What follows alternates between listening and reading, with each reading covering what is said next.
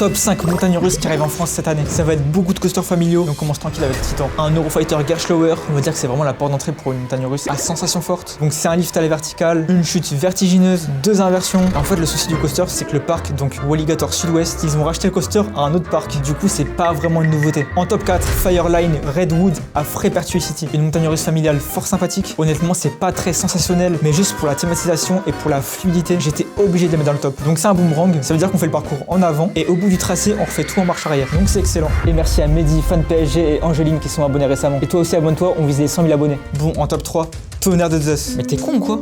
Alors certes, je triche un peu, mais pour ceux qui n'ont pas suivi, le parc Astérix ils vont remplacer 60% du parcours de Tonnerre de Zeus avec des rails en métal. Donc l'attraction elle va passer de la pire montagne russe de France à l'une des meilleures. Donc j'avoue, je suis content. En top 2, Valkyrie à Festiland. Donc comme le top 4, c'est un Family Boomerang Vekoma, donc en avant et en arrière, mais le parcours est à mon sens plus intéressant. Je crois que c'est du custom à revérifier, mais toute la direction artistique de l'attraction est vraiment très cool. Que ce soit la théma, même les trains ou tout le lore de l'attraction, on espère que le public il va kiffer. Et enfin en top 1, QB Unchained au parc Spirou. Donc on commence avec une propulsion à pneus, ça enchaîne avec des virages en plein Konoha. Kakemonshinojutsu.